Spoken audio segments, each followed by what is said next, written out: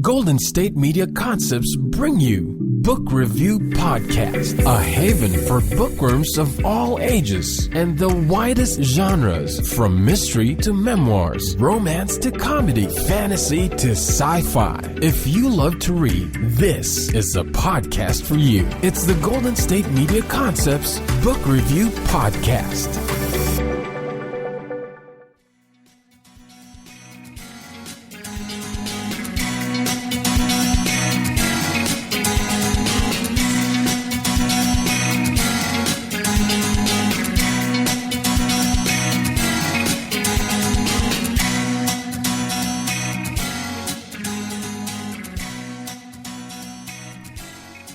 Hello and welcome to the GSMC Book Review Podcast, brought to you by the GSMC Podcast Network. I am your host, Sarah, and I am happy to be with you on this Tuesday to bring you another author interview. I had a really lovely conversation with author JB Jamison about his Emily Graham series. They are thrillers. They are loaded with action, adventure, conspiracy. They're definitely one phrase that JB says throughout the interview is "what if," and you really get that sense when you're reading through these books. What if? What if this were to happen? What if that actually did happen? They're page turners in that they're going to keep you thinking about a lot of things that you might not even want to be thinking about because they could actually happen. So what if?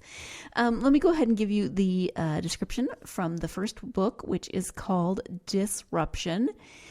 In the midnight darkness north of New Orleans, the towboat's routine trip up the Mississippi River becomes something far more deadly.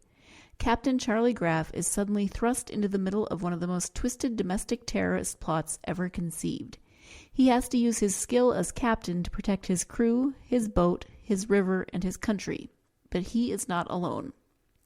On land, already overwhelmed FBI agent Emily Graham finds herself thrust into the role of leading the pursuit of the terrorists. Her journey leads to the dead ends and dead witnesses. She discovers her trust in her team members is wrong, the terrorists are not who they say they are, and that the people who actually initiated the attack don't exist. This tense, fast-paced thriller is a 1,000-mile journey with more twists and turns than the river that carries it.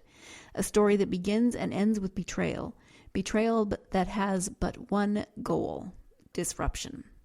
And twists and turns is definitely a good way to describe this book in particular, because every time you think you're going in one direction, something comes in and you realize, nope, we're going in a different direction. There's a lot of things that you might not see coming. There's a lot of things that just come out of feels like nowhere until later when things get explained. It's a really interestingly put together story, and it's a thriller. It's a little bit dark. It's not got the happiest of subject matters. When you hear the interview, John is really engaging and he's got a great sense of humor. This isn't a comedy. The book is not a comedy, but you can still get John's sense of humor through the book. There's just little hints of sarcasm or sometimes snark. You can get little glimmers of that sense of humor that come through, and that really makes the book more human and the characters more likable, because there are those little bright spots of humor. Never inappropriate humor, but just those bits of humor that pop through as you are going through this crazy scenario of what if. So let's go ahead now and turn to the interview with John so you can hear what he has to say about the Emily Graham series. Before we start the interview, I always forget to say this, but I have copies of both Disruption and the second book, Distraction, to give away. There's a third book, Disbelief, coming out first part of April. I do not have copies of that yet, but if you're interested in getting to know Emily as a character and getting to know this series, then I do have copies of both of the first two books in this series to give away. Stay tuned until the end to find out how to enter that contest. In the meantime, let's turn to that interview with author JB Graham about excuse me, author JB Jamison about his Emily Graham series. Good morning, John, and welcome to the podcast. Sarah, hey, thank you very much. Glad to be here. Thanks for having me. I just realized it's not morning for you because of the time difference, but that's okay. Good day. At least we both got here at the same time. I usually flip it all around, and I normally would have showed up around 3 o'clock. But so, yeah, we're here. We made it. Time zones and I have issues. I understand. Well, besides your issues with time zones, we are here to talk about your Emily Graham series. And before we get to the book, I would love for the listeners to get to know you a little bit. So if you could share a bit about your life, that would be great. All right. I hate this question, by the way, because I never know which direction to go. I'm going to pick one. And if there's questions, you let me know. I came from a small river town in Illinois, 5,000 people. It's in the middle of nowhere. You either were on the river with jobs or the railroad. That was about it. Then there was that group of people who did things like, the mayor, and but we didn't pay much attention to those folks. Mm-hmm. My father's side of the family was all river folks, all people working on towboats and stuff. For up until about 5 years ago, I was the only male on my dad's side of the family that did not go to work on the river. I was the freak that went to college. I still pay a price for that at family reunions. My mother's side was all railroaders, and anybody familiar with them know that riverboaters and railroaders they're both in the transportation business. They're competitors. They don't get along. So family get-togethers that's where I first got really intrigued with the idea of stories, because if we could get everybody telling stories, they kind of got into this competitive thing and quit arguing. So that's when I first started thinking, hey, there's power in stories. So I grew up there, went to college, ended up spending the first 20-some years of my career as a United Methodist minister. I was a pastor in churches, but most of my time during seminary, I also trained as a pastoral counselor, took courses in pastoral psychotherapy, all that kind of stuff. So spent most of my time, in addition to the preaching and all that kind of stuff, most of my time in some counseling role, and somehow ended up spending most of that time dealing with death and dying and being with people at those major life change periods. And part of that, too, I began to realize as I was with people going through this, what they were having to do was create a whole new story about themselves. And, I had one of those moments when, we got to write a new story. And we quit talking about just stages of grief or whatever.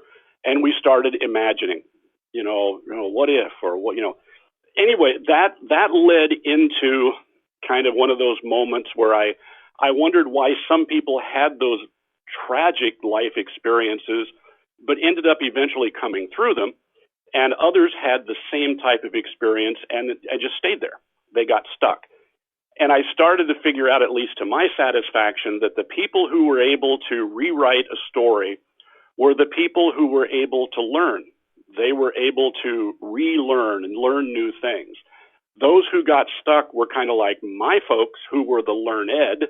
They had everything figured out. The idea of learning or changing, no. So they got stuck. So then I got all interested in, learning, education. After 22, 23 years, I changed careers, went back to school, got another graduate degree, and went into education. My second week of being at the college getting my degree, I was asked to come to a meeting with the president and a bunch of faculty.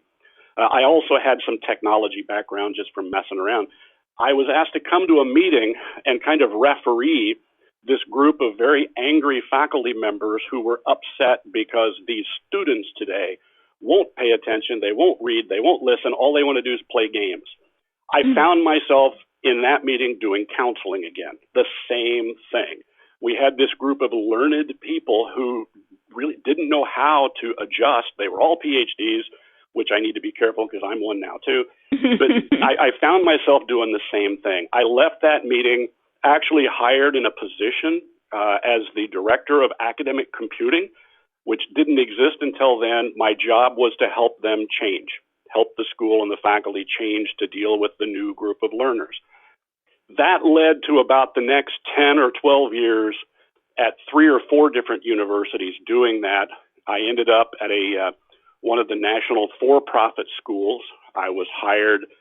They're a traditional school. They'd started a program in game development, and we're getting all, it's a school for engineers, and suddenly they got all these crazy game people coming in here, and the program was in trouble. I was hired to come in and basically do the same thing I'd been doing, and did that for a couple of years, ended up at a human services organization doing the same thing.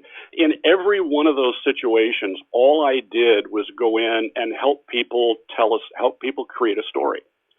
And that finally started clicking, and my wife and I started our own business working with schools. We still do that, working with schools and businesses, helping them develop new ways of teaching, new ways of training. But as I'm getting older, I finally decided, I've always thought of writing and wanted to, and especially the first book, Disruption, that's kind of what really got me going. And I finally decided, well, let's just do that. Let's take stories and let's really take the power of story and put it into stories. So I'll stop there. That's the thing. Is that okay? How's that? That's great. Thank you. That's really interesting, actually. I enjoyed hearing that transition or that journey and how the stories really tied everything, together and sent you in this direction of how you became a writer. So that was great. And you did mention that it kind of led to writing the first book, Disruption. And so let's talk about the Emily Graham series. What was your inspiration for the series and the character? In the beginning, there was no series and there was no character. It started about 35 years ago. My dad was still on the towboats. He was a captain on the river, on the Mississippi, Ohio rivers. And I woke up one morning with this really crazy idea. I had seen something on TV, and I talked to Dad and I said, "Hey, I got this idea about something that happens on a towboat." And I told him that, and he looked at me, he laughed and said, "That's the dumbest thing I've ever heard in my life. Don't waste your time. That could never happen. That's just stupid." So I put it aside, didn't think anything of it. 3 years ago, the last conversation I had with Dad before he died, he'd had dementia for several months. We hadn't had an actual conversation for a long time. I took him to the airport. He was going to go down and visit my sister, and we were sitting in the car, and he turned and looked at me, and he said, "You remember that story you told me long, long time ago?" And I was kind of surprised. I said, "Yeah." He said, "That scared the heck out of me. That could really happen. I just didn't want to think about it while I was out there. You need to write that down." And that's where Disruption came from. I didn't know Emily Graham was in it until I got to the chapter where somebody from the FBI had to show up. And as I started writing that chapter, as I was writing, something about the door opened and she, and I said, "What do you mean she? Wait a minute." And I stopped and looked up. That's where my characters come from. That's where Emily came from. My characters kind of have a life of their own, and it's a constant surprise. But the goal at that point was just to get that book written. There was no thought of a series. I didn't think I was capable of a series. I didn't think I was capable of finishing the first book. But as I got to know Emily and some of the others who came in, they took things over. Sometimes I worry about my mind, to be honest with you. You're in good company Emily, with other authors. I think so. Yeah. But it took on a life of its own. And when I finished with the first book, I thought, well, I got one done. I am now one of those people who can say I actually wrote a novel. Good. It's not just in the drawer. I put it aside. I mean, did all the stuff. We self-published that one just to see what that was like. And a month or so later, I stumbled across something in the news, and Emily started talking to me again. I wake up from a dream, and all right. And that led to the second book. And when that one was finished, Emily wasn't finished, and that led to the third one that's coming out next month, and she's already harping about the fourth one. So that's where the series came from. Well, she is a very stubborn character, so I'm not surprised that she's still talking to you. I am going to jump in here now because we do have to take our first break of the podcast, but I will say that I love when authors talk about how the characters talk to them and that they have these ongoing conversations, and sometimes the characters do things that they are not expecting. I've had that experience, not necessarily with characters in something I'm writing, but with other things that I've worked on. And so it always makes me feel better when other people have those experiences of fictional characters changing the course of something that they're working on. So we are going to take a quick break. When we come back, we'll be talking more about the Emily Graham series. So stay tuned. You're listening to the GSMC Book Review Podcast, and I will be right back. Always on the go, but the day just won't be one without your Hollywood fix. Let Golden State Media Concepts Entertainment Podcast take care of that. An all-inclusive look of pop culture.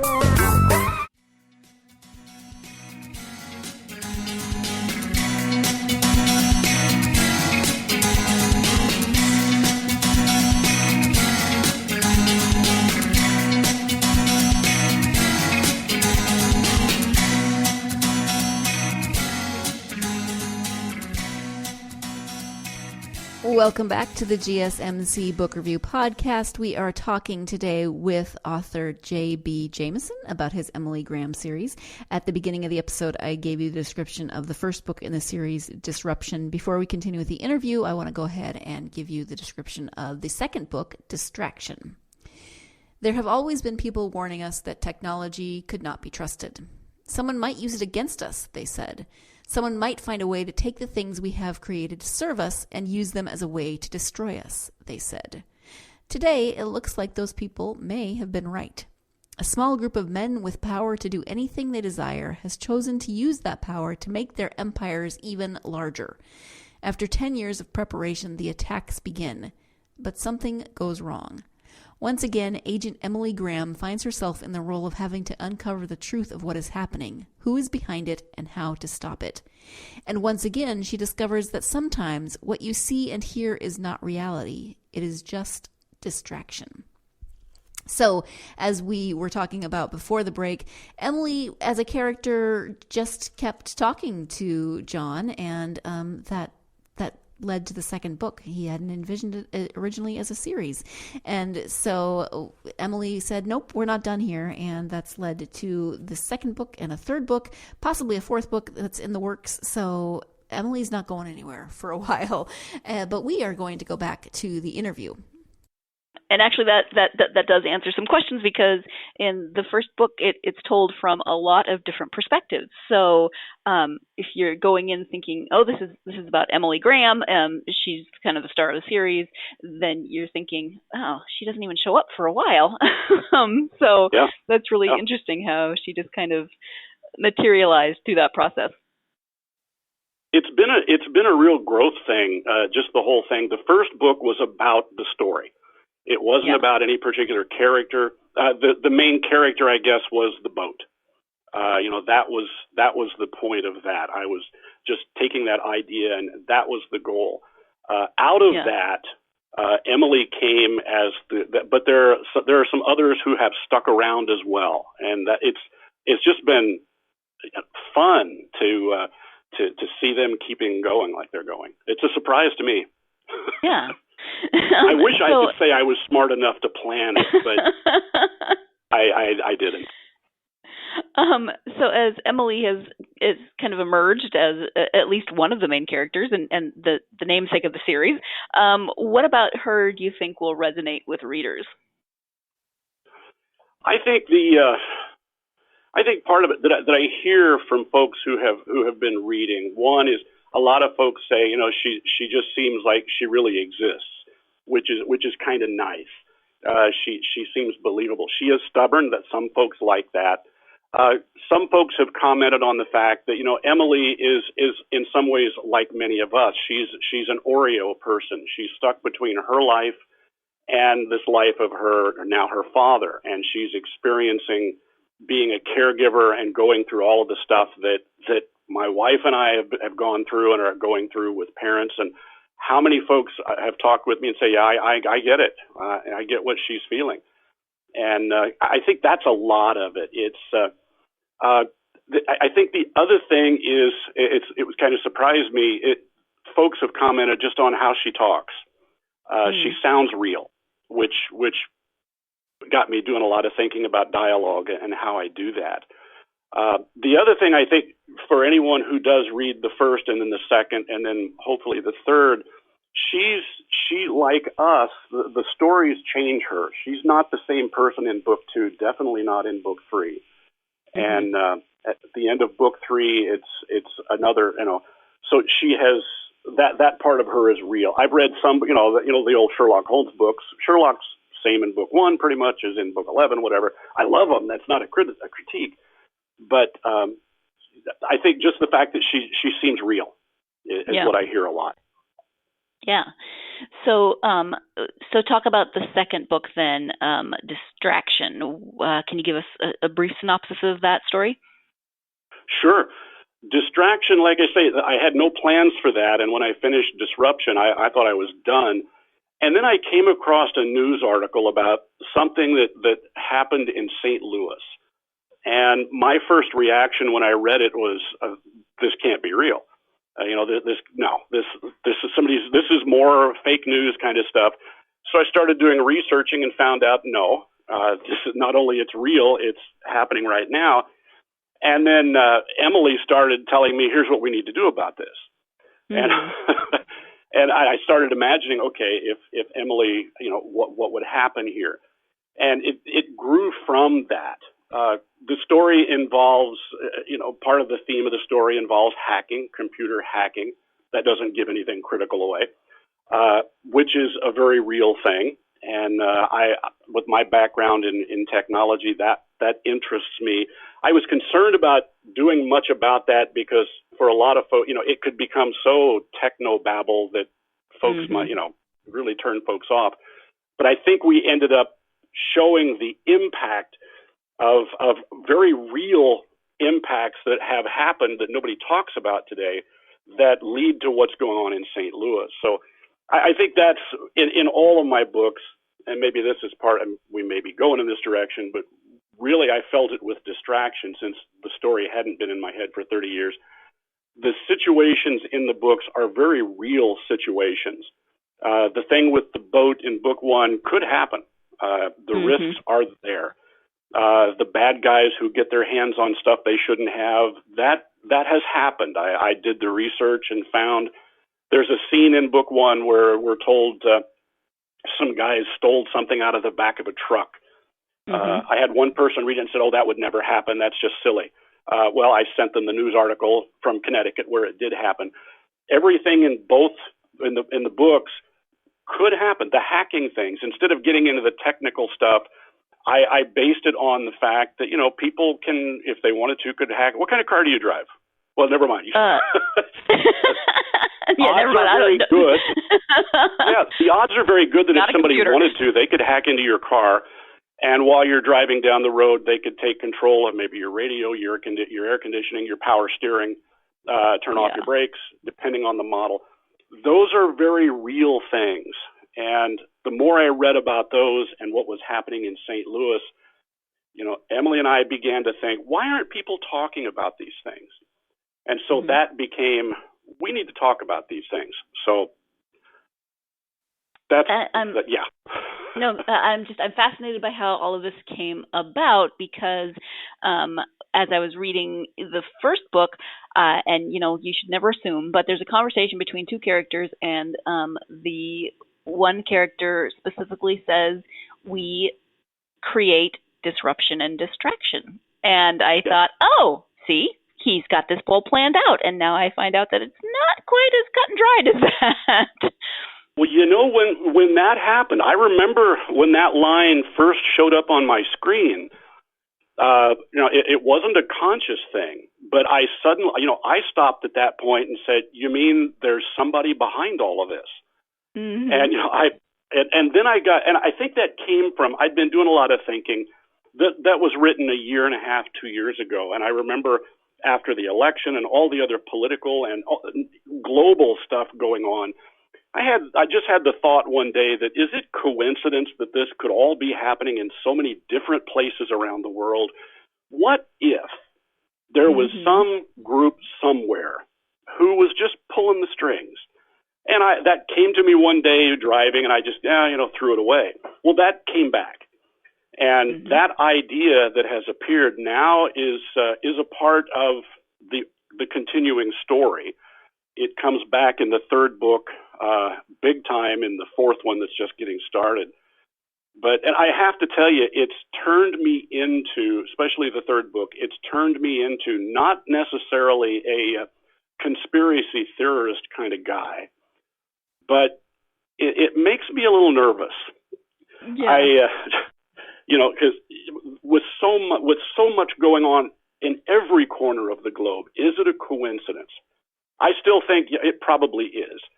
But what if? Right. And I think that's where it's at in the book. What if? Yeah.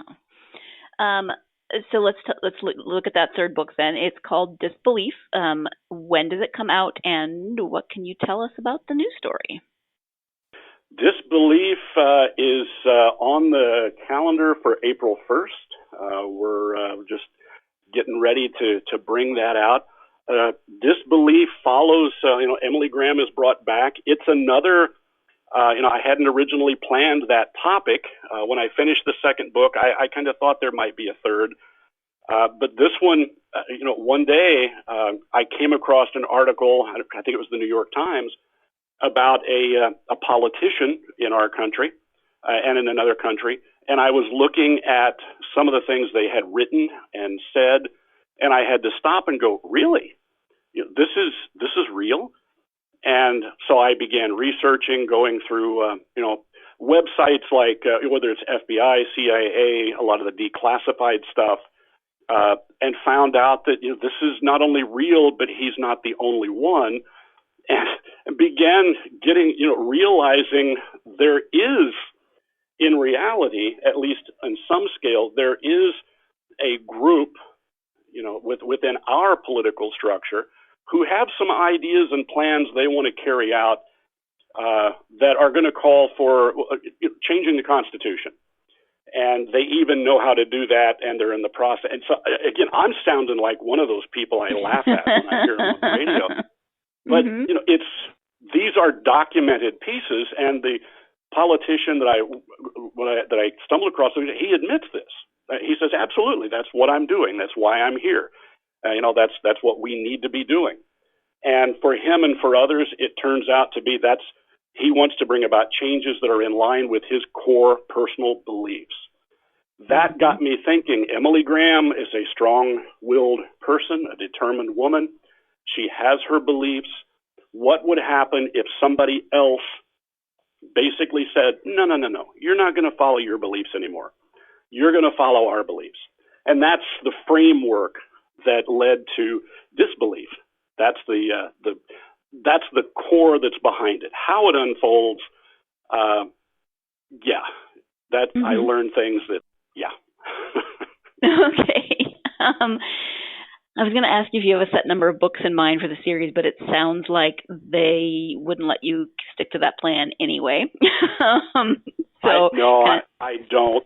I think there will be, there will be 4. The next, I don't know if there'll be. I've got other things I want to do as well. I have a whole other series that is sitting here that I'd like to do. So I really don't know. It'll be fun to find out. Before we find out, though, we are going to take our second break of the podcast. When we come back, we will be taking a different direction and talking about something called a squirt lock. You definitely want to find out what that word actually means. So stay tuned. You're listening to the GSMC Book Review Podcast, and I will be right back. Tired of searching the vast jungle of podcasts? Now listen close and hear this out. There's a podcast network that covers just about everything that you've been searching. Hey! The Golden State Media Concepts Podcast Network is here. Nothing less than a podcast bliss with endless hours of podcast coverage. From news, sports, music, fashion, cooking, entertainment, fantasy, football, and so much more. So stop lurking around and go straight out to the Golden State Media Concepts Podcast Network. Guaranteed to fill that podcast itch. Whatever it may be. Visit us at www.gsmcpodcast.com. Follow us on Facebook and Twitter, and download us on iTunes, SoundCloud, and Google Play.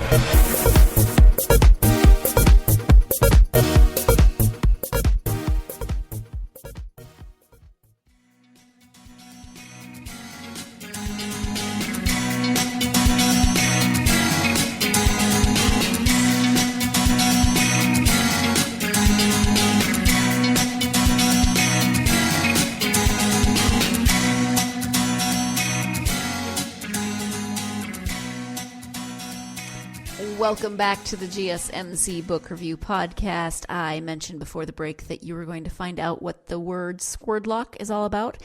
Before we get to that, I do want to give you the third and final description of the upcoming Emily Graham book that is coming out the first part of April, and that book is called Disbelief. Agent Emily Graham is who she is today because of her family, because of her friends and colleagues, and because of her absolute belief that everyone should be treated fairly. She sees it as her role to make sure that those who do unfair things pay a price. She is a woman being true to her beliefs. But what happens when a group decides that their beliefs are the only acceptable ones and everyone else, including Agent Emily Graham, must bow their heads and surrender to them? What happens when one by one those things Emily believes in are shaken? Her belief in family, her belief in friends and colleagues, and even her role as a protector of fairness. Emily Graham has faced difficult times before, but in this third book of the series, the greatest battle is a personal one. Will she bow? Will she survive? If she survives, who will she become?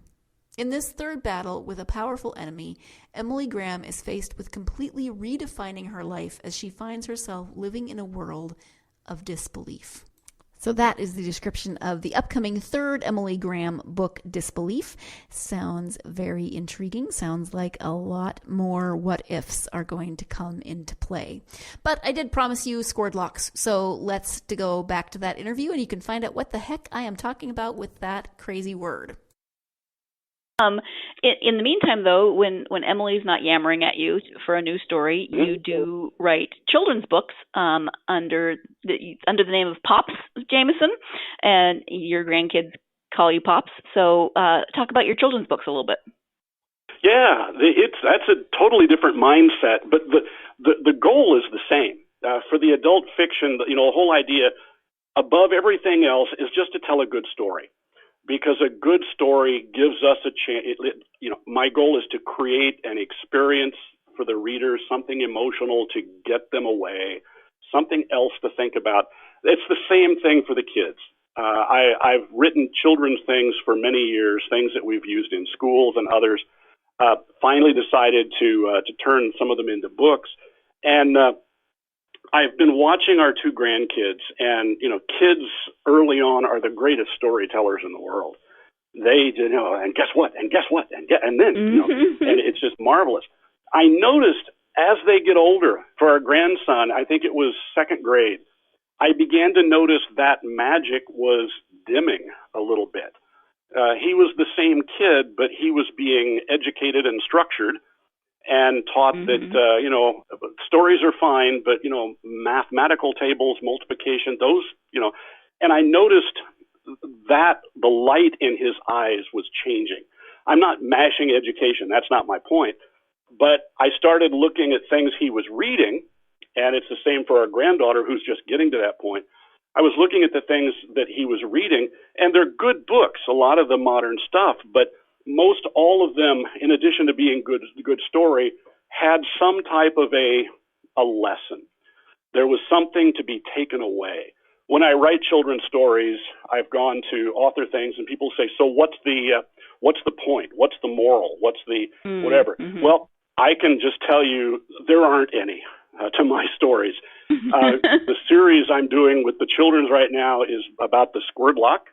The Squirdlock is a character that 40 years ago, I hate to say that, I was sitting in a rocking chair holding my daughter, who was, I think, it was 38 years ago because she was 2. We were sitting in a rocking chair in the middle of the night. She was sick and just feeling miserable. We had done everything else, and just sitting there rocking, I made up a song. I started humming and then started adding words to it. And the words were about this creature called a Squirdlock. I don't know where it came from. Wish I had a Squirdlock, a funny-looking dog, ears just like an elephant, a nose just like a hog. And it went on. And that story the Squirdlock has been a part of our family forever. The Squirdlock, when you do something really stupid, you look at somebody and go, oh, you Squirdlock. Well, a couple of years ago, we were talking to the grandkids about the Squirdlock. I had tried drawing a picture of the Squirdlock before. I had actually had illustrators help. We were going to create a picture of the Squirdlock, and it just didn't work. And I tried writing, and it just didn't work. So we were with the grandkids down there one day, and Emily said, what does he look like? So I got a piece of paper and a pencil, and I just started scribbling. I am not an artist. But I said, okay, ears like an elephant, nose like a hog, all that. And I got it done. It was pitiful. And I said, well, it's kind of like this, but not really. And then I heard the Squirdlock say, hey, you forgot my shoes. So, okay. So I drew shoes on it, and the Squirdlock said, well, what about some color? So we got watercolors, and we colored in the Squirdlock, and I'm no artist. The paint was lousy. It bled around the edges. There were pencil marks showing. And then the Squirdlock said, so now are you going to write my book or what? And this is how it happens. I told you I worry about my mind sometimes. That was the origins of the Squirdlock. The first book was Meet the Squirdlock, which basically tells the story of where he comes from. I got with illustrators to have it done right, and it just didn't work. I ended up using my own art as the illustrator. And again, I am no artist, but overall it made sense. And what I tell people for these, first of all, I write them not to teach a lesson. I write them not to create, not to win the New York Times bestseller list as great literature, but I write them as an excuse to curl up on the sofa or in a recliner with your early reader and just laugh together. That's why I do it. And I use my own illustrations because I want to help kids understand you don't have to be perfect. You don't have to stay in the lines all the time. It's okay to imagine a creature that right there's a spot where you can still see a pencil mark. That's okay. It's okay at times just to relax and dream and envision. It's not all about, So that's where those come from. The third Squirdlock book is just coming out at the same time as the adult thing. There's several more Squirdlock books in the works right now. But there are other children's books, too. The first one I ever did was called I Can't Paint My Dog, which was one day I heard my grandson stomping down the hall. He looked at me and said, I can't paint my dog. And it was there. There was a book. So I don't know what he meant, but I saw the book, and that's where it came from. The goal, again, it's just to use the power of stories to help kids escape a little bit, to help them relax and breathe, and to, not to get too heavy, but I think back as a kid, and I'm not one of those who say, oh, better in the old days, but I remember it seems to me we spent more time imagining, what if we could go to the moon? What if all this kind of stuff? I don't hear a lot about that now. I hear my son talking about this Lego thing he's doing. I love Legos. That's not a slam on them. Or this dinosaur movie, or this, this special character thing. But dreaming about what they could actually do or be in the future of their lives, I don't hear a lot of that. So hopefully the Squirdlock is a character that can just say, hey, what if? It comes back to that same question. What if? What if? Yeah. You have talked a lot about writing stories and helping people tell stories. So as you have gone through your life and you've gone through all of these phases, how, if it does writing fiction differ from those other opportunities where you help people tell stories? That's a good question. And really, in most ways, for me, there's not a huge difference. For me, whether I'm writing a kid's book or an adult fiction book or writing another one of the faith-based things I do with CSS Publishing or whatever, my goal is to tell a good story. And the key difference is if I'm doing even when I'm writing curriculum we just rewrote a curriculum. When I do that, we learn best when we're caught up in something. So if we can create learning activities that are experience-driven story activities, it helps. So my primary thing is how do I make this, how do I suck people into this and let them forget they're reading something or learning something? So that's always there. The biggest difference, I think, is when I'm writing nonfiction, I have something I keep having to go back to make sure I'm being true to the facts. I have to do that in the fiction. The world we create with Emily Graham and stuff, although it's fiction, there are still rules to that world. There are things I cannot do. There are things that happen in the first book that happened, and I got to remember that. But there's more, I guess the pressure's more on nonfiction because, it's got to be accurate factually. To me, it's more fun writing fiction. I can let the mind go a little bit more, but there's not a huge difference in the two.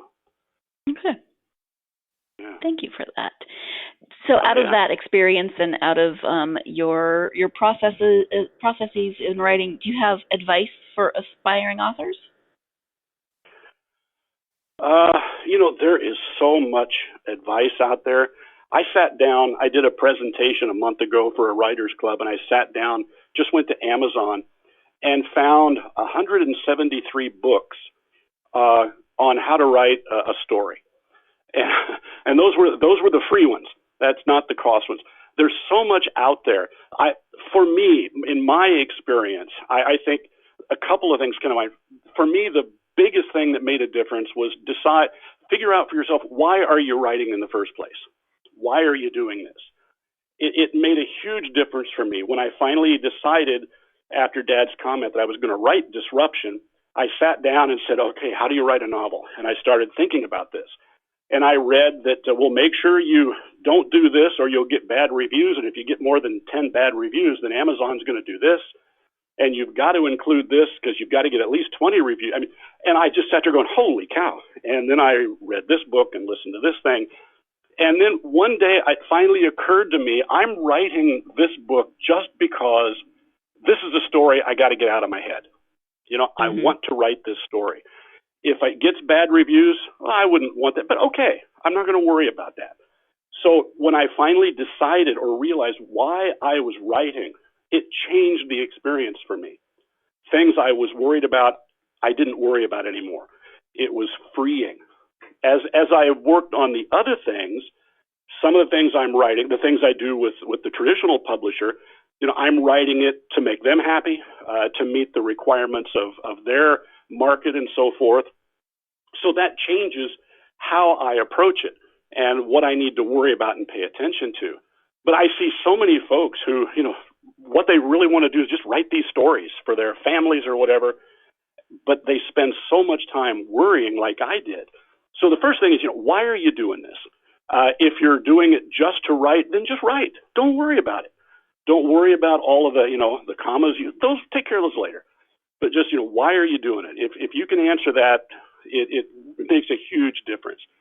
If the reason you're writing it is because you want to get rich, well, we need to talk about that.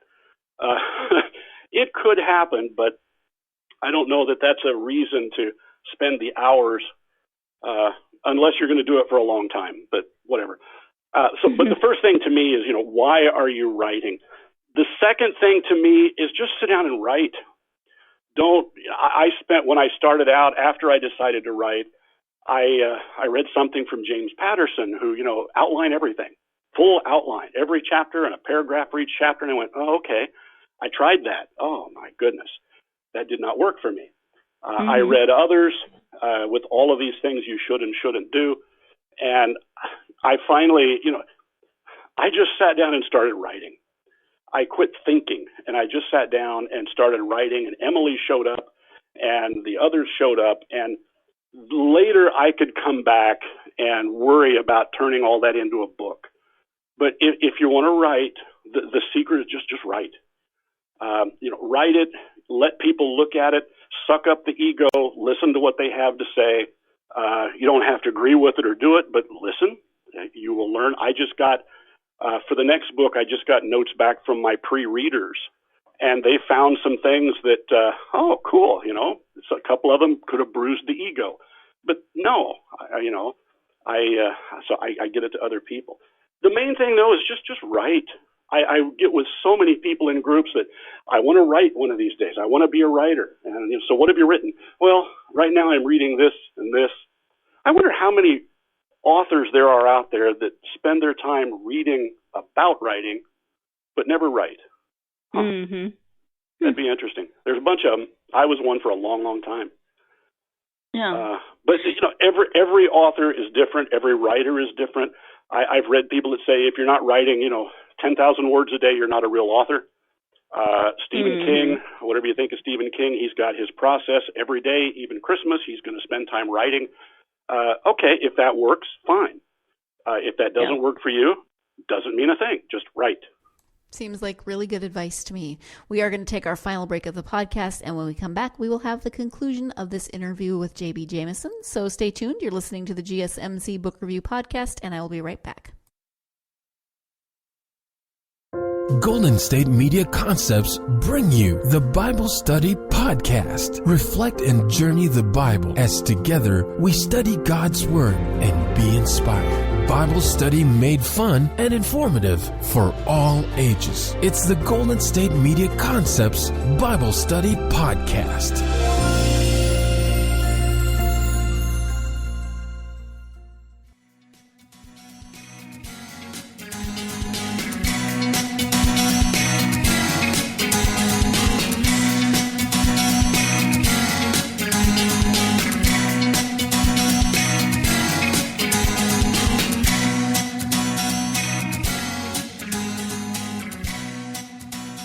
Welcome back to the GSMC Book Review Podcast and the conclusion of my interview with author JB Jamison about, among other things, his Emily Graham series.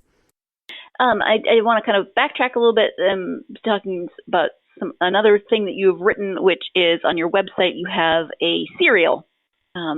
So can you talk a little bit about the serial? The serial that took a vacation. Yes. That was started at the end of Disruption, I think, when I didn't have any plans to write another book, another Emily Graham book. Started the serial about Hap Schumann, who is an old guy who stumbles into some interesting things. I got started with that, had a bunch of ideas, and then Emily started screaming again. I've actually started going back now and bringing Hap back. I think I got three editions out in that serial. So yeah, it didn't die, but it it needs to be watered. But it was just another idea, more humor. It's kind of the old guy who turns into the detective type. Not really a detective, but he's out to save the day. But he's just the gnarly old guy with his gnarly old wife, and he ends up stumbling into stuff, and it's more funny than others. I'm eager to get back to it because it was really fun to do, but it's just another that I mentioned a while ago. There's other things I want to do, and that's one of them. I can see Hap taking on a life similar to Emily, very different character, but I can see once he starts up, it's going to be hard to get rid of him or to get him to leave me alone. Put it that way. Yeah. Okay. Right now he's being very polite and letting Emily kind of take the lead. I'm not sure how polite. I've just stayed away from it. I think that's Hap is. I don't know that he deals with polite. He doesn't have the patience for polite. Yeah. Okay. What about when you take time to read? What do you have? What are your favorite authors and genres? Sure. when I just want to read something, I always go back to pull something off my shelf by James Thurber.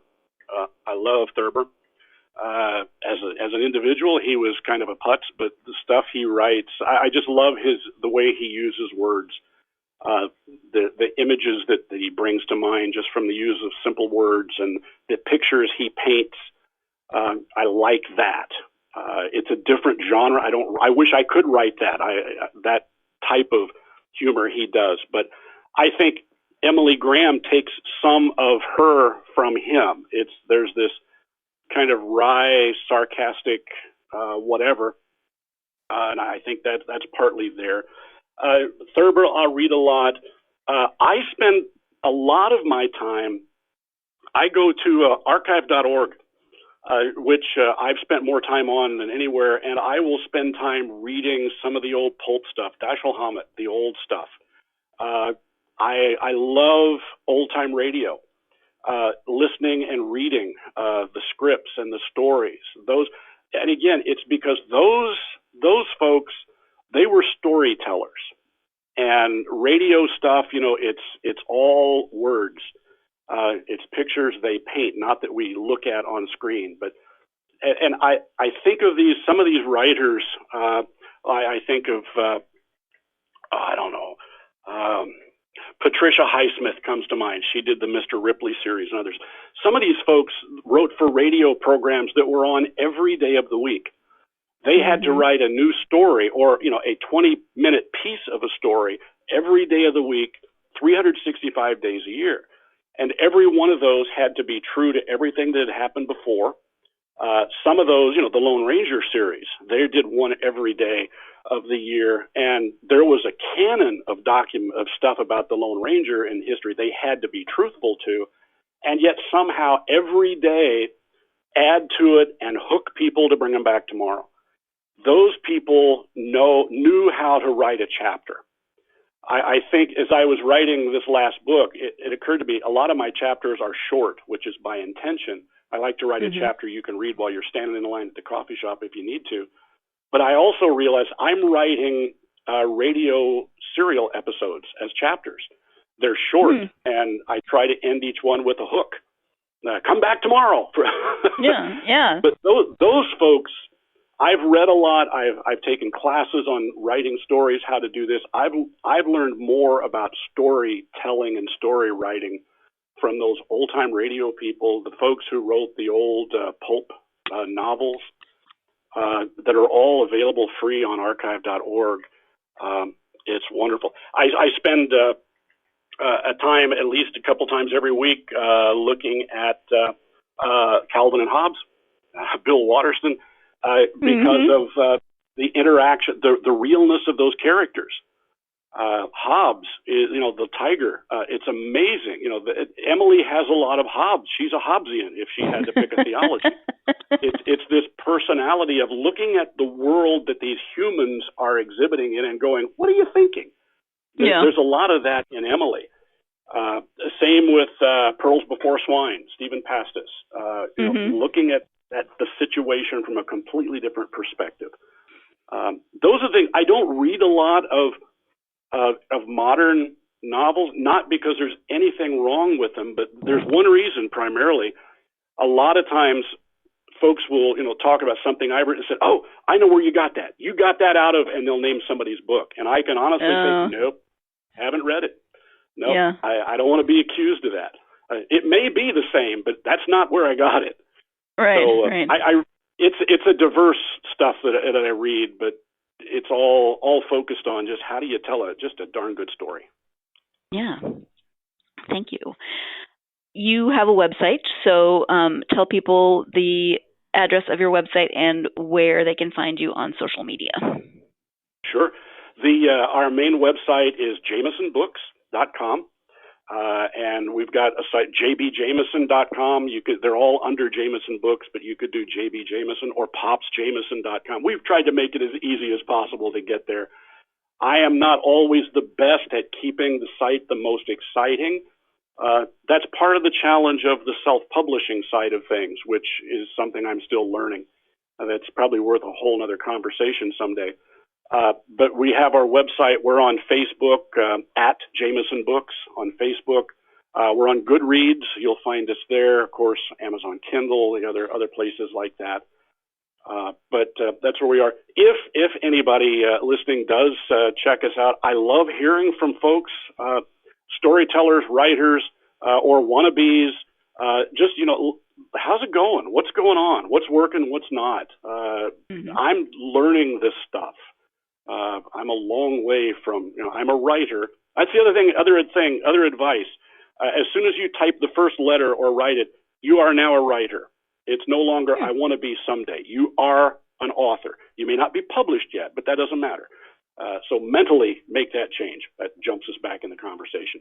But if you do visit, say hi, post a note. I try to put stuff on Facebook just to spark ideas and so forth. But if you stop by, please say hi. Would appreciate that.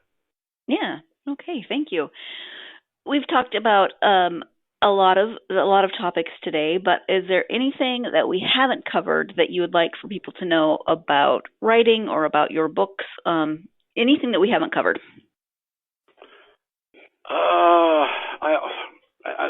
Let me just say two things at the end. I think the phrase I use a lot, again, with the style of writing that we do, especially for the adult fiction, is the type of stuff, it's only fiction until it happens. The stuff that I write is fiction, but it's all based on stuff that either has happened or has been proven to be possible. And when that first got my real attention is while I was still writing Disruption. I was writing about the FBI when Emily showed up. I didn't know much about the FBI, so I started trying to get in touch with someone at the FBI just to get with them and learn from them. That took a while. Nobody wanted to talk to me.